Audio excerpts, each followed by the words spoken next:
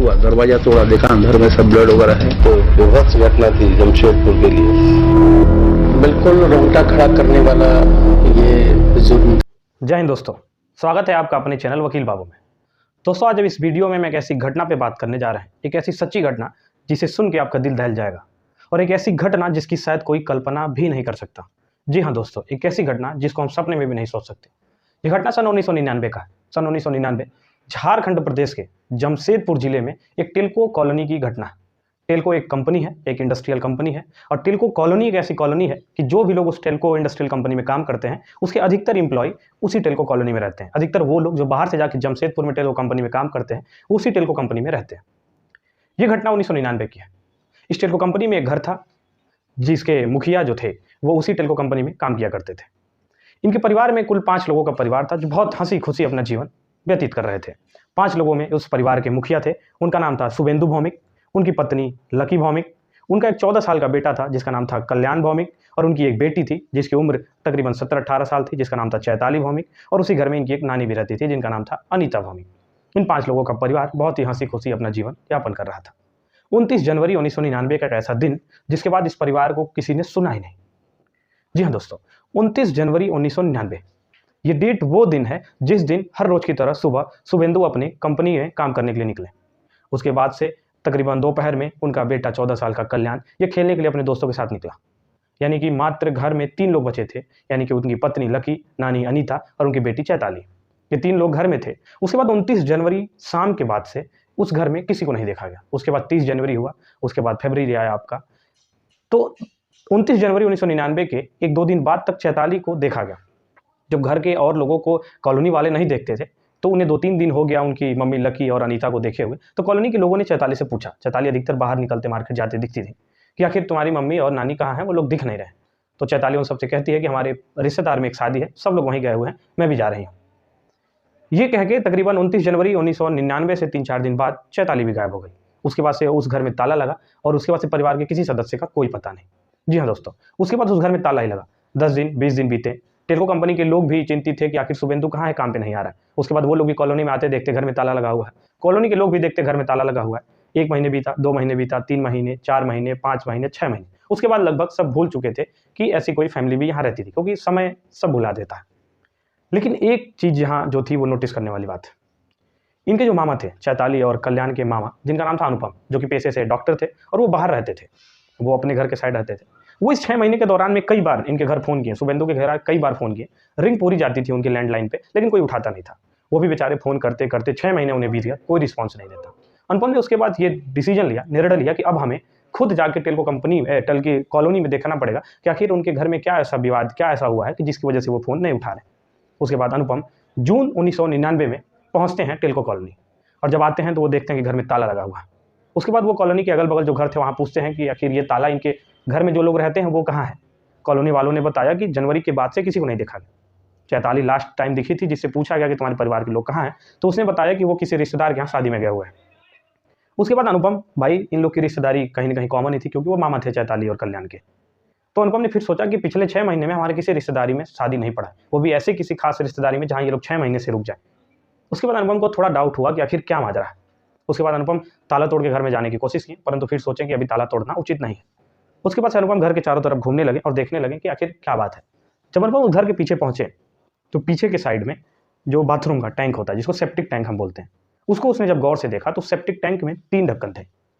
तो जब तीनों ढक्कन को उसने देखा, क्योंकि अनुपम अक्सर उस घर में आया करते थे अपनी बहन, अपने जीजा, अपने भांजे सबसे मिलने हुए, अपनी माँ से मिलने, क्योंकि नानी उनकी कल्याण है, अनुपम की माँ खुद अनीता उसी घर में रहती थी इन लोग के साथ। जब ये सेप्टिक टैंक को देखते हैं उसमें 3 ढक्कन लगे थे, जिसमें 2 ढक्कन जो थे वो एकदम सीमेंटेड प्लास्टर किए हुए थे, और देख के साफ तौर पे लग रहा था ये जो सीमेंटेड प्लास्टर किया गया है ये अभी हाल फिलहाल में ही किया गया है। हाल फिलहाल की मतलब 3-4 महीने पहले। ये देख के अनुपम के मन में थोड़ी शंका पैदा होती है। उसके बाद अनुपम क्या कहते हैं, तुरंत नज़दीकी टेल्को पुलिस स्टेशन जाते हैं और वहाँ एक 5 लोगों की मिसिंग रिपोर्ट लिखवाते हैं। उसके बाद पुलिस ने जैसे ही मिसिंग रिपोर्ट लिखी, पुलिस अपने जाँच पड़ताल में जुट जाती है। सबसे पहले पुलिस इसी घर में, इस टेल्को कॉलोनी में जो शुभेंदु भौमिक का घर था, इसी घर में आती है और ताला तोड़ने का आदेश देती है। ताला तोड़ा जाता है। जब पुलिस घर में घुसती है तो उसे ऐसा कुछ नहीं मिलता है जिसे संदेह किया जा सके, किसी प्रकार का कोई संख्या। वो घर में घुसती है, एकदम सारी चीज़ें नॉर्मल। पर वो भी जब घर के चारों तरफ पुलिस भी इन्वेस्टिगेशन करने लगती है, जब वो भी पीछे जाते हैं, जब उन्हें सेप्टिक टैंक दिखता है और सेप्टिक टैंक के 3 ढक्कन में से 2 ढक्कन एकदम सीमेंटेड, जो कि पिछले 3-4 महीने में हो सकते हैं, तो पुलिस इनको वो टैंक तोड़ने का आदेश देती है और जब टैंक तोड़ा जाता है तब यहाँ पूरी घटना मोड़ ले लेती है। जब टैंक तोड़ा जाता है तो उसमें मानव शरीर के कई पीस, हड्डियों के कई पीस उसमें पाए जाते हैं। पुलिस तुरंत फॉरेंसिक टीम को बुलाती है और वो सारे पीस निकाले जाते हैं। उसके बाद से उनकी जब जांच की जाती है तो जितने भी पीस उस सेप्टिक टैंक में थे वो अलग अलग 4 लोगों के थे। उसमें किसी ऐसे 5वें व्यक्ति का नहीं, सिर्फ 4 कॉमन लोगों के पीस पाए गए थे। अब पुलिस को पूरी तरह से शक हो जाता है किसके ऊपर? चैताली के ऊपर, क्योंकि लास्ट टाइम कॉलोनी वालों ने किसे देखा था? चैताली को। इसलिए पुलिस को पूरी तरह शक हो गया कि ये काम चैताली का ही किया गया है। पुलिस उसके बाद चैताली के खोज में, सर्च में जुट जाती है। पूरी तरह सबको सारे थानों पर भेज दिया जाता है कि चैताली कहीं भी मिले तुरंत भेजा जाए। अभी पुलिस खोज ही रही थी चैताली को, उसी बीच चैताली खुद टेलको पुलिस स्टेशन आती है और सारी घटना बताती है कि क्या हुआ था क्या नहीं। चैताली ने खुद टेलको पुलिस स्टेशन पे अपनी गुनाह कबूल की और उसने बोला कि मैं ही अपने परिवार के 4 सदस्यों की हत्या की हूँ। पूछा गया, अब यहाँ सबसे बड़ा सवाल यही पैदा होता है कि आखिर चैताली ने ऐसा क्यों किया। चैताली ने खुद बताया कि मेरा एक बॉयफ्रेंड था रिजवान, जो आपको इस स्क्रीन पे जिसकी फोटो दिख रही है, रिजवान बहुत ही अच्छे क्रिकेट प्लेयर थे जिन्होंने स्टेट लेवल पे क्रिकेट खेली थी और रणजी ये खेल रहे थे। इसी टेलको कॉलोनी के नज़दीक में ही एक स्टेडियम था और चैताली के घर में बहुत रोक टोक होने की वजह से चैताली को ये चीज़ अच्छी नहीं लगती थी। आजकल की मॉडर्न जमाने की लड़की 1999 में थी, इन्हें अच्छा लगता था कि मैं भी अपने हिसाब से रहूं, अपने हिसाब से लोगों से बात करूं, जैसे मन करे वैसे रहूं। चैताली को क्रिकेट देखना बहुत पसंद था, इसलिए वो अपने पास के क्रिकेट ग्राउंड में अक्सर जाया करती थी और क्रिकेट देखती थी बैठ के। उसी क्रिकेट ग्राउंड में रिजवान भी क्रिकेट खेलने आया करते थे। इसी दौरान उम्र का तकाजा प्रेम उभरता हुआ दोनों में प्रेम हो जाता है। यह घटना 1998 की है, 1998 की। 1998 से इन दोनों लोग की प्रेम कहानी शुरू होती है। अब प्रेम कहानी इतनी बढ़ती गई कि दोनों शादी के लिए राजी हो गए सन 1999 या 1998 के लास्ट जाते आते, यानी तकरीबन 8-9 महीने के रिलेशनशिप के बाद ये दोनों शादी के लिए भी तैयार हो गए थे। उसके बाद दोस्तों हुआ क्या? चैताली ये चीज़ अपने घर बताती है कि मैं एक रिजवान नामक लड़के से प्रेम करती हूँ जिससे मैं शादी करना चाहती हूँ। घर बिल्कुल इसके खिलाफ था, जैसा हमारे भारत समाज में होता है। घर के सारे सदस्य एकदम खिलाफ कि मैं किसी रिजवान नामक या इस समुदाय में शादी नहीं कराऊंगा या किसी तुम्हारी लव मैरिज शादी में नहीं कराऊंगा। परंतु इसके बाद भी चैताली कुछ नहीं समझती है। चैताली का उसके साथ अफेयर चलता रहता है और चैताली प्रेग्नेंट हो जाती है। जी हाँ दोस्तों, चैताली जब प्रेग्नेंट होती है तो वो घर में पहले तो सोचती है कि मैं नहीं बताऊंगी किसी को, लेकिन फिर वो हिम्मत जुटा के अपनी माँ को बताती है। जब वो ये बात अपनी माँ को बताती है तो उसके बाद से उसको घर में खूब डांटा जाता है, खूब उसको सुनाया जाता है। उसके बाद से उसका सारा फ़ोन, बाहर जाना, सारी चीज़ें बंद कर दी जाती हैं चैताली के। उसके बाद चीज़ें जब नॉर्मल होती हैं, सारी चीज़ें नॉर्मल होती हैं। कुछ महीनों बाद या कुछ दिनों बाद चैताली को फिर फ़ोन मिल जाता है, कहीं ना कहीं से चीज़ें नॉर्मल हो गई। लगभग सब लोग फिर से मान जाते हैं कि अब चैताली सुधर गई होगी। उसके बाद चीज़ें जब नॉर्मल होती है, चैताली फिर फ़ोन पा जाती है। फिर फ़ोन से ये अपने बॉयफ्रेंड रिजवान से बात करती है और इसी फ़ोन पर बात करने के दौरान वो और उसका बॉयफ्रेंड रिजवान सदस्य के अन्य 4 लोगों को मारने की पूरी प्लानिंग बनाते हैं। उसके बाद से दिन आता है 29 जनवरी 1999, 29 जनवरी 1999। ये वो दिन जो शायद भौमिक परिवार के लिए सबसे खराब दिन के आ गए। इसके बाद तो परिवार ही नहीं रहा तो दिन की कोई बात ही नहीं। 29 जनवरी 1999 को चैताली बताती है कि वो अपने बॉयफ्रेंड रिजवान को घर बुलाई थी। उसे पता था कि सुबह पिताजी ड्यूटी चले जाएंगे, भाई खेलने जाता है। 29 जनवरी को तकरीबन दोपहर के 1:30 बजे की ये घटना है। 1:30 बजे सब लोग खाना खा के इनकी नानी अनीता ऊपर के कमरे में सोने चली जाती है और इनकी माँ लकी ये भी खाना खा के नीचे के कमरे में अपने रूम में आराम करने चली जाती है। उसके बाद से चैताली अपने गेट पे खड़ी रहती है, मानो जैसे ये किसी का इंतजार कर रही हो। कुछ देर बाद इनका बॉयफ्रेंड रिजवान बाहर आता है। उसके बाद ये लोग गेट पे खड़े होकर कुछ धीरे से कान में बात करते हैं। उसके बाद वो रिजवान को लेकर अंदर आती है। नीचे अपनी मम्मी लकी के रूम में न जाकर चैताली और उसका बॉयफ्रेंड रिजवान सबसे पहले ऊपर अपनी नानी अनीता बॉमी के रूम में जाते हैं। वो देखते हैं कि उनकी नानी बेड पे सो रही है। उसके बाद से रिजवान और चैताली दोनों मिलकर तकिए से उनका नाक बंद करके, उनका मुंह दबा के उन्हें मार देते हैं। मारते ही नहीं है, सिर्फ उसके बाद उसका जो बॉयफ्रेंड है रिजवान, ये काटने वाला, मुर्गा काटने वाला, कुछ धारदार चीज़ काटने वाला लाया रहता है अपने साथ। ये सिर्फ मारते ही नहीं है, मारने के बाद अपनी नानी को कई टुकड़ों में काटते हैं और उसी रूम में बिछे बेडशीट पे उनको बांध के उस सारे टुकड़े को साइड में रख देते हैं और उसके बाद उस रूम में जितने भी खून लगे हुए थे उन सबको वो साफ कर देते हैं। ये अब यहाँ उनकी नानी अनीता भौमिक का खेल समाप्त हो गया। उसके बाद वो फिर नीचे अपनी माता के रूम में आती है और वो उसका बॉयफ्रेंड रिजवान फिर मिलकर जैसे अपनी नानी का हत्या किया था सेम वैसे ही अपनी माँ का भी हत्या कर देते हैं। हत्या करने के बाद फिर उनको भी कई बोटियों में काटा जाता है और उसी बेडशीट जिस पे वो सोई थी उसी बेडशीट में उसके भी टुकड़े को बांध के साइड में रख के कमरा साफ कर दिया जाता है। ये घटना तकरीबन 2-2:30 बजे हुई, सारी चीज़ें समाप्त।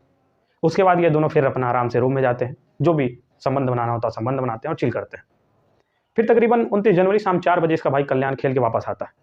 जब दरवाजे खटखटने की आवाज़ आती है, चैताली जाती है, दरवाज़ा खोलती है और उसका भाई कल्याण तुरंत ऊपर नानी से मिलने के लिए भागता है। जबकि हमेशा होता है कि अक्सर नाती का नानी से बहुत लगाव होता है। कल्याण जैसे ही ऊपर जाता है, रूम खोलता है तो रूम में देखता है नानी नहीं, अब बेड गंदा पड़ा है और कुछ जो चद्दर में बांध के रखा है वो गीला खून टाइप का, लाल रंग का। उसके बाद पीछे से तुरंत चैताली और उसका बॉयफ्रेंड रिजवान पहुंचते हैं। उसके बाद वो सेम उसी तरह जैसे अपनी नानी और माँ की हत्या की, अपने भाई कल्याण की भी हत्या करते हैं, फिर उसको भी कई बोटी में काट के एक चद्दर में बांध के रख देते हैं। ये चीज़ें चल रहा है। उसके बाद अब ये फिर रिलैक्स हो जाते हैं, चाय पानी पीते हैं, फिर इंतजार करते हैं अपने पिताजी के आने का। ये फिर शुभेंदु भौमिक के आने का इंतजार करने लगते हैं और शाम तकरीबन 6:30-7 बजे शुभेंदु भौमिक भी अपने कंपनी से काम करके वापस आते हैं। जैसे ही वो गेट से इंटर करते हैं तैसे ही चैताली उन्हें अंदर बुलाती है और पीछे से रिजवान फिर उन्हें पकड़ लेता है, फिर उनका गला दाब के फिर उन्हें भी सेम उसी तरह मार दिया जाता है जैसे उसने अपनी नानी, अपनी माँ, अपने भाई को मारा था। दोनों ने मिलकर शुभेंदु भौमिक को भी मार दिया और उनको भी कई बोटियों में काट के चद्दर में बांध दिया। उसके बाद ये सब करते करते रात हो गया था। अब ये बेचारे चिंतित कि अब इसका किया क्या जाए।